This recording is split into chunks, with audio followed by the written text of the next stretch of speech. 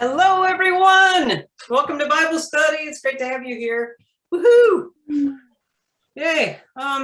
So we might have had a snafu with last week's Bible study because Jules is technically challenged. So sorry about that. But you got a week off, and I bet you still thought about God. So there's that. We are talking about Sunday, September 19th, 2021, Lectionary 25, Year B. You ready? And if you have a chance and you were not in worship, circle back and watch worship or go to one of our podcasts, either the Bible study podcast or the sermon podcast, and stay connected that way. Because I think sometimes it's hard to sit in front of a screen. So we get it. The introduction for today, and then we'll do introductions, is from Sundays and Seasons, and it reads, "Today we hear James warn against selfish ambition. While the disciples quarrel over which of them is the greatest, Jesus tells them the way to be great is to serve. Then, to make it concrete, he puts in front of them a flesh and blood child. We are called to welcome the children God puts in front of us, to make room for them in daily interaction and to give them a place of honor in the assembly." All right, as all you know, most of you know, I'm guessing all of you know, I'm Jules. And we have a new face with us this week, and I'll kick it over to Vicar Michael and allow him to introduce himself, and we'll circle around as each person presents. They'll share who they are in case you're new to this awesome an amazing time to study scripture in community. Well, thank you. I am Vicar Michael. Very excited to be here. I am kind of in my third week in a sense, and really enjoying both learning and being with people, trying to get some names and faces. Welcome to this Bible study. I hope you find it both enriching and challenging to get you to delve a little deeper and think a little more about the God that loves us all so much.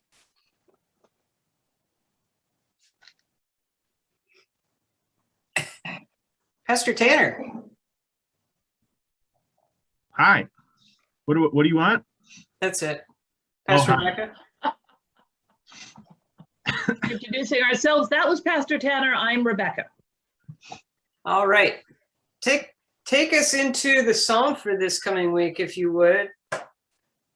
I would be delighted to, seeing as how that is my assignment. If I say Psalm 54, do all of you jump up and down and say, I love that one? Psalm 54 is not too well known. And as you read it in the ELW, the Psalmic section, and in Sundays and Seasons, it's a nice little psalm. It's an individual prayer for help or supplication. And some of the commentators say that this is an individual prayer and we can't quite place it in time. Others look at it and they say, you know what? This is a community prayer, maybe after the second exile. But before hearing the psalm, I want you to know that there's some words like vengeance, and while oppressors occasionally need to be opposed, this is not the psalmist's song for retribution, but the psalmist's understanding and trust in God, that God will take care of things because it's God's will and job to enact justice among the people. So Psalm 54, as it appears in Sundays and Seasons and the ELW. Save me, O God, by your name, and vindicate me by your might. Hear my prayer, O God, and give ear to the words of my mouth. For the insolent have risen against me, and the ruthless seek my life. They do not set God before them. But surely God is my helper. The Lord is the upholder of my life. He will repay my enemies for their evil. In your faithfulness, put an end to them. With a free will offering, I will sacrifice to you. I will give thanks to your name, O Lord, for it is good. For he has delivered me from every trouble, and my eye has looked upon the triumph of my enemies. Well, the word triumph isn't in the Hebrew. This is an idiom that I will look upon my enemies, understood in the sense of enemies being conquered, but that's okay. The NIV and the NRSV agree with, and that's certainly the meaning behind that particular idiom. Did you notice as I read that this particular psalm falls into one of the classic Hebraic situations where the important point sometimes comes in the middle? What ends the psalm and begins the psalm are the same sort of thing. And then the second to the last and the second from the first are the same sort of thing. And whatever falls in the middle is the real point. And in verse 4 of this psalm, we read that, surely God is my helper. The Lord is the upholder of my life. That's really nice. This one highlights that God is the most important aspect. The verses on either side of it, 3 and 5. 3 talks about the insolent and the ruthless. 5 talks about the people, the enemies who do evil. 2 and 5, again, stepping up backwards, one more forward and one more backwards. Hear my prayer, O God, echoed in verse 5, which speaks directly to God, which is kind of strange, but speaks directly to God out of third person into first. Your faithfulness, O God. Okay. But I'm more interested in verse 1, which not really commonly calls on the name of the Lord. And you'll see that again in verse 6. I will give thanks to your name, O Lord, because it's good. And that breaks the pattern a little bit, but that's not too problematic.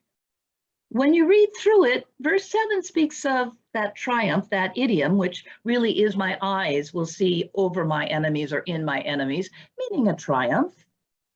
The NIV and the NRSV, they both have that. But the idiom works.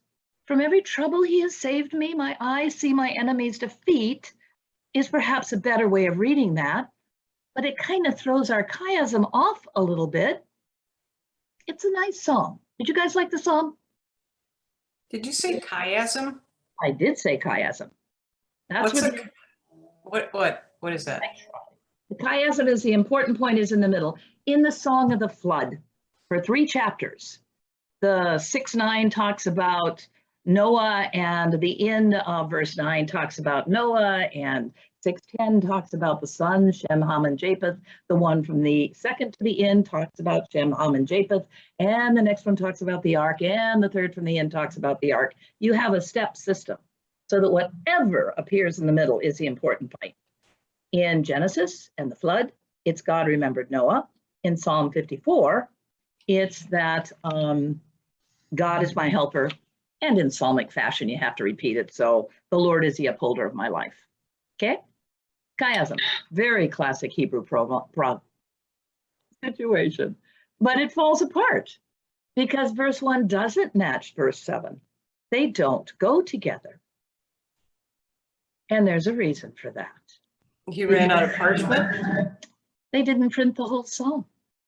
They left verses 1 and 2 out. What Sundays and Seasons calls verse 1 is really verse 3. And verse 1 and 2 go with 7 very well. Some psalms have, instructions to the stringed instruments, to the leader. Everybody knows Psalm 51, the prayer of David after he was with Bathsheba. Some, the Song of the Ascents, talks about a song of ascents. And they're usually printed in small letters, in the big ones, in the New International Version and the New Revised Standard Version.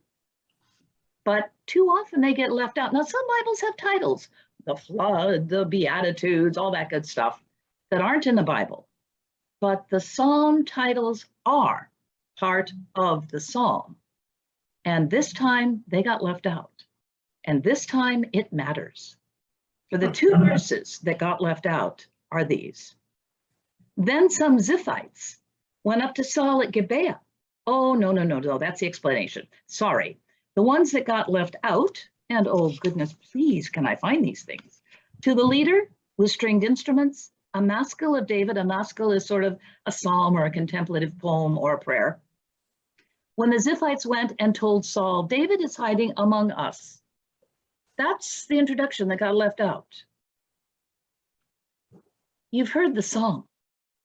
Now, if you know that this is David who is being betrayed by some of the people he's taken shelter among, that David is running away from Saul because David was faithful. David slew Goliath. But the people started to sing, Saul has slain his thousands. David has slain his 10,000s. And Saul started throwing spears at David. And two of Saul's family, Jonathan and Michael, his daughter, went to save David. David was collecting an army of misfits. Those people nobody else wanted. And apparently some of them from Ziph, that's in the hills south of Jerusalem in Judea, they went and told Saul, oh, but by the way, your enemy is hiding among us. And Saul sent his forces. There's so many good stories here. But David puts his faith, no, they're really good. I mean, Saul relieving himself in a cave, and David and his army are directly behind him and could have killed him in an instant, but instead let him go. And then David holds up the piece of the cloak that he's cut off. This is good stuff. Anyway, without that, verses 1 and 2, the pattern makes no sense. With verses 1 and 2, you have the echo of the enemies and the final celebration and conquest by God, and David puts all of his faith in God.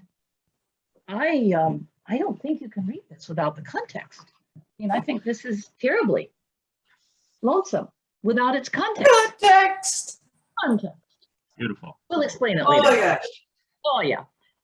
Unless you understand that David is running away, that he's got the spears, the entire might of King Saul against him when he's done no wrong, I don't think this is a very interesting song. I'd like to read it again as it actually appears in the Biblica Hebraica.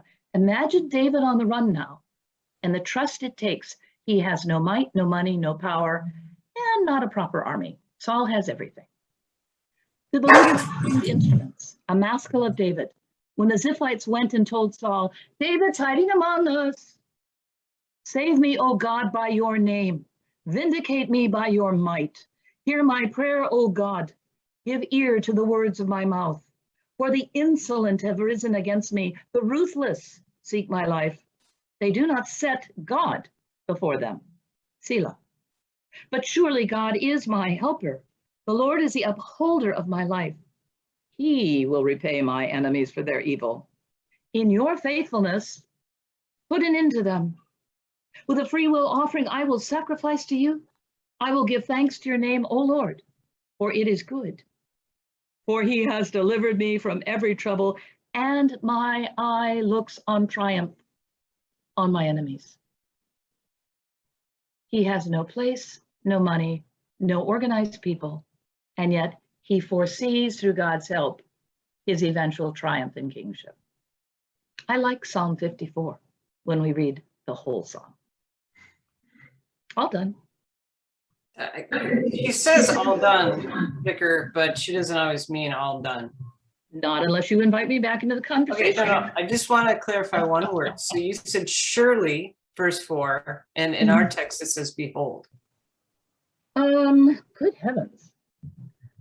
But surely I'm reading out of, I did it out of the NRSV. Are you using Sundays and Seasons or the Yes. ELW? Sundays and Seasons. Sundays and Seasons changes things. But it's one of those words in Hebrew that can have all sorts of different meanings. It means definitely this happened. Oh, okay. But I'm reading the NRSV. Thank you, Pastor Rebecca. Okay, I'll be quiet. Pastor Tanner, let's talk about James. James. Hi, James is a giant peach. Has nothing to do with peaches. Millions of peaches. Peaches for me. Anyway, James, we are continuing our saga through James. It's been what, 3 weeks now? We've been 4 weeks? Four. Like a month now that we've been rolling through James. The Epistle of Straw, as Luther called it. It's one of my favorite epistles. I think it's delightful. Sundays and Seasons reads, the wisdom God gives unites our hearts and minds. Instead of living to satisfy our own wants and desires, we manifest this wisdom in peace, gentleness, mercy, and impartiality toward others. This is James chapter 3, verses 13 through chapter 4, verse 3. All right. Who is wise and understanding among you? Show by your good life that your works are done with gentleness born of wisdom. But if you have bitter envy and selfish ambition in your hearts, do not be boastful and false to the truth. Such wisdom does not come from above, but is earthly, unspiritual, devilish. For where there is envy and selfish ambition, there will also be disorder and wickedness of every kind. But the wisdom from above is first pure, then peaceable, gentle, willing to yield, full of mercy and good fruits, without a trace of partiality or hypocrisy. And a harvest of righteousness is shown in peace for those who make peace. Those conflicts and disputes among you, where do they come from? Do they not come from your cravings that are at war within you? You want something and do not have it, so you commit murder. And you covet something and cannot obtain it, so you engage in disputes and conflicts. You do not have because you do not ask. You ask and you do not receive because you ask wrongly, in order to spend what you get on your pleasures. Word of God, word of life. Thanks be to God. All righty. I think that my favorite part about James is that James says exactly what he means. There is no guesswork involved with James. Like, this is one of those spots where in Paul's writings, like, he is very, very clear. Stop doing stupid stuff, because the stupid stuff that you're doing is not from God. And if you do good things, then that is from God, and do more of those things.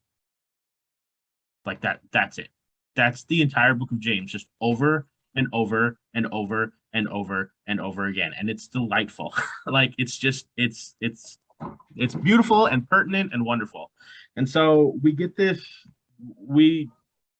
okay, so as a reminder, the context of James is that the people have messed up, and Paul is writing to them to gently correct them, right? And so some of the issues they're facing that he's addressing today include things like pandering to the people in the community who are wealthy, or who are powerful, or who are well-connected, or who come from the well-to-do families, and giving those people the positions of power and authority and glory and honor in the church, and letting them have the good pew, and making sure that they get to have all the special positions on the committees and the councils and things like that, and kind of poo-pooing everybody else. And that's what we get about whenever he's talking about partiality in James. That's one of the things that he's coming back on. Like, you gotta stop just giving people honor because they happen to have a certain amount of authority or wealth or whatever, and instead recognize the fact that what people do matters significantly more than what they say. My talk talks, my walk talks, my walk talks louder than my talk talks, right? So all of these wealthy folks that they're honoring have been talking a lot about all of the good things that they're going to do and how faithful they are, and they're being honored. But the poorer, less well-connected people in the community who are actually going out and doing the work, walking the walk, are being ignored, right? And so Paul is like, this is a bad thing. This is not how it's supposed to be. And we get that, right? And then the core of this particular text is all about the choices that you make, right? And so whether or not the choices that you make come from a desire out of envy, right? Like out of a desire to get something because somebody else has it and you're jealous of them, or do the choices you make come from a place of ambition? Like, if I do these things and say these things and act in this way, I will receive more honor, more authority, more position, more wealth. Or are the choices that you're making coming from the wisdom of God, from the wisdom from above, right? Are you doing these things for the sake of others as Christ commanded? And And that's it, right? Like we get that. We talked about that this last Sunday a little bit. Basically, this idea of like what is the image of Jesus that matters to you? Like, because how you see Jesus is how you will live your life of faith, sort of thing. So if you see Jesus as this power-hungry official who's going to come in and conquer the Romans and create a revolution of violence and overthrow a government, then you might model your life after that. And Jesus will say, "Get behind me, Satan." Stop doing that. Instead, the core of who you are, what we read about here in James, is supposed to be wisdom from above that is pure and peaceable and gentle and willing to yield and full of mercy and good fruits and without a trace of partiality or hypocrisy. And then we get this lovely little throwback to the commandments about coveting, right? Like, what is it? Are you going into the world to try to get these things because you want them because somebody else has them, because you really want your neighbor's stuff because you want to be like them or more powerful than them? Or are you going out into the world and living with wisdom and gentleness that comes from above and seeking the goodness and the welfare of all? And very clearly, Paul says you should be going out and doing the latter of those, seeking the goodness and welfare and mercy and forgiveness and love and joy and patience and peace of all, and not just looking out for yourself. And that's James again and again and again. And if you read James all the way through, which you should if you haven't yet, because it's generally not that long, like that's what you will hear over and over and over again. And it's wonderful and great. And we're going to talk a little bit more about that kind of an idea in Mark, and it'll come up again. So that's where I'm going to leave it. That's James. All right. Thank you. I want to pop in real quick here on this before you get going. Sure. Vicar. They tagged on like 2 more verses to this that were in the Revised Common Lectionary. It skipped to like 4:3 and then it jumped to like, I want to say 7 to 8a or something like that. And it made absolutely no sense whatsoever. So I just took it out. Because why wouldn't you just end on that note instead of like circling back on this completely random, the devil shows up again and cleanse your hands, and it's just not helpful. But I mean, again, it's kind of, you get, here is bad behavior, here's what you can do. It's like pretty simple. So it felt like Revised Common Lectionary kind of mucked it up at the end. So just a side note for those purists out there who are following the RCL and wonder, where did those 1.5 verses go? The last 2 chunks are: submit yourselves therefore to God, resist the devil and he will flee from you, draw near to God and he will draw near to you. They're lovely. They fit perfectly with the rest of this text. Yeah, but I didn't like them. Well, it's good that you don't like the scriptures. That doesn't mean that it's not the scriptures. It jumps over the adulterers and the evildoers and all of those other things that are also there. It does. It skips over a lot of real fun stuff. Yeah, so it seems like you need to include either the whole thing. It pulls out the nicest part of the whole thing. That's why you need to read the entire book of James, is our point. Okay. Also, though, submit to God and resist the devil. Like, in general, great advice. Great advice. Highly recommended. Do that. Excellent choices. Over and over again. Okay, Vicar Michael. All right, thank you.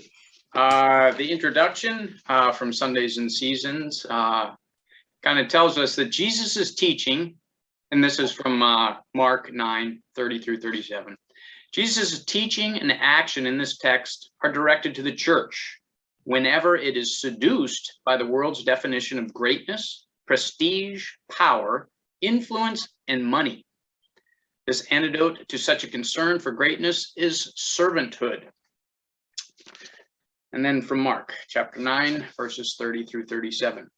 Jesus and the disciples went on and passed through Galilee. He did not want anyone to know it, for he was teaching his disciples, saying to them, "The Son of Man is to be betrayed into human hands, and they will kill him. And 3 days after being killed, he will rise again." But they did not understand what he was saying and were afraid to ask him. Then they came to Capernaum. And when he was in the house, he asked them, "What were you arguing about on the way?"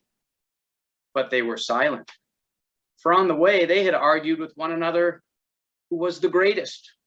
He sat down, called the 12, and said to them, "Whoever wants to be first must be last of all and servant of all." Then he took a little child and put it among them. And taking it in his arms, he said to them, "Whoever welcomes one such child in my name welcomes me. And whoever welcomes me welcomes not me, but the one who sent me." This is the gospel of the Lord. Thanks be to God. Well, in looking at this one, I consulted Working Preacher, and C. Clifton Black provided some extra information for us. And he liked to point out that this week's gospel also follows up on kind of a three-part way of last week's. Specifically in this week's, we have the prediction. The second time we're hearing about Jesus's betrayal, murder, and resurrection. Again, the disciples just cannot understand this teaching. And that follows along into then Jesus going to sit down with them specifically to correct them and to kind of offer this new definition of discipleship. And I found it kind of interesting, and I think I have to consider myself guilty of this at times, of being afraid to ask. And I think that's such an important part of this text, is even though they've heard this now the second time, they've been following Jesus, even in being somewhat unsure or not willing to believe this horrible fate that their leader has, they are kind of silent, afraid to ask, in the sense that we're told by Mark that they don't understand, but then afraid to ask. And that's one of those challenges we have, is how do we ask and what do we know? Interestingly enough, then, as they're continuing their journeying, I think of car trips and things like that with the kids or other family, and kind of the, who's ever driving and up front kind of has that ear to the back of the car and can kind of hear what's going on and just sort of lets it happen. Doesn't really participate, but is paying close attention, just as Jesus is on this walk, and kind of catches them in a sort of interesting way. And I'll read that question. What were you arguing about on the way? And I can only imagine being one of those disciples looking, oh my gosh, he was paying attention. What did we say? What did I do? And of course, what they're caught in is probably one of the most, they're arguing about kind of who's next, who's going to be next in line. So maybe they do kind of understand in one sense, but in that other sense, again, how this whole gospel reading just flips what we're going to understand about what is the greatest. Now it's kind of like, uh-oh, I'm not going to be next, or maybe am I going to be next? But this idea of who is the greatest. And I think this is that point which I kind of find sort of like when you know you're in trouble, maybe you've been called to the principal's office or whatever, or that person says, okay, we've got to have a talk. And you're quivering and sweating and wondering what in the world is going to happen. Jesus sits down with that 12 and says, here's the deal. What you think, what you have heard, what you might be believing in is going to be just as opposite as you could be. It is not the greatest to have a fancy car, have a big house, and in many cases, all of those things that we're taught to believe make a person great, but rather who is last is going to be first. Totally floors us, totally gets to the core of the matter of this is what you need to do. So if it was hard for them to hear about suffering, murder, resurrection, how more is it difficult to say, well, these are the very things that I thought were supposed to be so important. But the important thing is believing and following Jesus. And then this example of the child. And in this, not to get into a big Greek discussion, but child in this case can very much mean a little child, which in the sense it's easy to get sentimental and think about, versions of baby Jesus, beautiful babies and all those things. But the idea here is the child is that outcast. A child in this time period, kind of in this context, really stands for nothing. As horrible as it is, it's almost an expendable thing that a child really didn't matter as far as having influence. But that's very much what Jesus does. So interestingly enough, a child is there for him to embrace and hold up, and says to them, taking him in his arms, this idea, the other that Jesus has. And I will read this from again, whoever welcomes one such child, doesn't have to be any particular one, but this other in my name welcomes me. The greatest welcome we could ever have. But then it goes on, it's pointing, and whoever welcomes me welcomes not me, but the one who sent me, of course, God, the one that we are all honored to be part of that family. And I think the disciples, if they were left speechless before, are really thinking about what this means to be a disciple, and what is Jesus, in this case, really directly teaching them. This is what they need to do, and that's that challenge. That's that what are you going to do moment that they then decide, where are the children? Where are we looking? It's not about me, but about what I can do. I feel like he could have just preached that. Like that could have just been the sermon, and we just say, and for this weekend I'll say, Thanks be to God. exactly. So well done, Vicar Michael. Thank you. Nice. Do we have any, I really don't have a whole lot to add. I read the same article that you did, and I mean, I think it is interesting,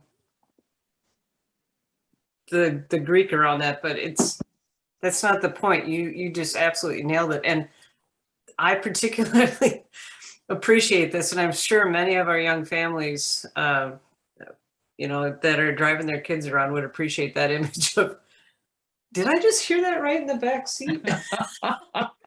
It's such a, like, that's imploring your senses. Like right there, you connected with anybody who's ever had a child strapped into the back seat of the car.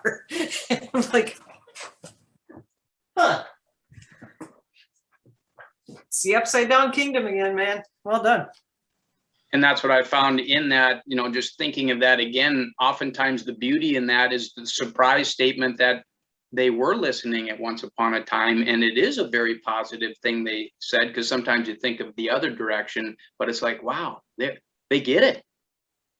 And they're the ones that got it, not necessarily, hey, pat myself on the back, but they're figuring it out too. So I think that's sort of where, as much as there's an attempt not to get too sentimental about kids, but really that idea of approaching God as a child is kind of a wonderful thing when you put yourself in that place.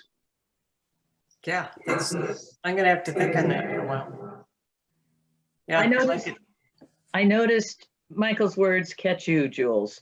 At one point, your eyes just changed, and then you started to write. And I thought, that was fun. Well, we're gonna sing "Will You Let Me Be Your Servant," and I keep wondering if, and we talk about this all the time, but our society and our world right now is so very polarized, and I feel like the position of the church right now, we can feel that polarization, that pull too, because, you know, we have people on both sides, and yeah, the tension, all that. But when it comes right down to it, I kind of wonder if the function of the church right now isn't sort of to push the two outlying sides closer to the middle and say, actually, what we're called to do as people of faith is to serve one another, to sort of follow back on the James text, but to really like what are the things that we can do to pull the child onto our lap, you know, to see all of the outsiders, all the people that are opposite of how we feel about things. You know, what would that look like if we actually gathered the other in such a way that doesn't diminish their voice, but hopefully opens up a channel for clear communication and right relationship, right? Righteousness. how is it that we can speak into that and also offer a whole lot of grace and in the midst of a lot. I mean, I think siblings in Christ, here's what I think. I think that it is long from over and we need to really hunker down and abide with each other and show grace and generosity towards each other, because we're not going to be ripping off the mask anytime soon. The pandemic's not over. The conflict is not over. The immigration issues are not over. This is not about being political. This is about being, how do we care for neighbor? And it goes back to what I think the overarching theme is of the entire Bible, which is hospitality to the stranger, whomever that is. And if I can throw Psalm 54 back in there, even Sure. with the spears of Israel at your back, all the organized political and religious might at your back, the absolute confidence that God is going to see things right. Yeah, and being able to get to a place where you can trust that that's actually true, Mhm. because I think there is a general malaise or fatigue that's out. I feel it. I feel pretty rested. I feel like I'm pretty healthy, but I think that people are just, there's a weariness that we're going to see. And I think we're going to see it escalate before it de-escalates is my point. And what kind of tools can we put into your kit that would be helpful as Christian public leaders? What can we do to support you? And, we can feel your prayers and your support as we continue doing the mission and ministry of Jesus Christ here at All Saints. But beyond that, where are you at? What do you need? How are things going? How can we help? So we'll end it there because there is a good place. Hey, a couple of announcements as we get going. We're still doing North Square. We're in the chapel on Wednesdays from 4 until 5. We're doing the drive-through from 5 until 6. We have this awesome fall festival that's coming up. That is the last Sunday. Sunday, September 26th, 4 to 7. 4 to 7. No morning service. No morning No worship. morning worship. The very last Sunday Mhm. in September, no morning worship. Come at 4 o'clock. Stay. Bring your own lawn chair. Plan on just hanging out with us. There's going to be lots of great stuff. If you need to circle back and look at your newsletter, feel free to do that. Yes, because there's lots of information in there. Good. And then fall programming starts after that. That being said, we do have one group that's starting earlier. So Tuesday nights, if you're around at 6 o'clock, join our own Christy Harvey, who is leading a class on The Artist's Way by Julia Cameroon. So if you would like to tap into your creativity or have done that during the pandemic, join her and friends because I think it's going to be very fun. What did I miss, Pastor Tanner? Nothing. I think that's all the announcements that we have. And although I would add that this Friday, the 17th, is the feast day for Hildegard von Bingen. Hildegard of Bingen, abbess. And the only reason I mention that is because in conjunction with the Artist's Way and all the other things that we talk about here, she is probably one of the most famous and delightful artistic musical folks in the history of the church. I mean, just fantastic. And so if you're just looking for a playlist this week and you have a Spotify account, just type in Hildegard von Bingen, Bingen, and there is music that she wrote many hundreds of years ago that has been remastered, and you can listen to it or get on YouTube and do it. It's just delightful. I just highly recommend it. Or read some of her poetry. Oh, it's so good. I'm pretty sure that Cynthia Bourgeois wrote a book on her as well. She probably did. There are a lot of books out there. Go to your library, find a book on Anything Hildegard. on her. She's legitimately incredibly popular even outside of Christian circles because she was cool. Or just Google her. Some of the images of her, some of the icons and stuff out there of Hildegard are amazing, frightening, terrifying, horrifying, delightful. I mean, it's all kinds of things because she was just woo, all over the map as a mystic, and it's really fun. So Is she the one who fell off her horse or mule on the way to another town to do some ministry, and this huge thunderstorm like crops up. She falls off her horse, like God had called her to go to this place. She's like, seriously? Looks up to the heavens and says, seriously? It could have been also Teresa of Ville, but I mean, I don't remember that one, but I believe it. yeah, I could believe it too. Well, thanks everyone for joining us. Join us for worship at 9 o'clock, either in person at All Saints or inside the tiny little tube that you're looking at, or on podcast. Absolutely. Cheers, Blessings everyone. all. Yeah.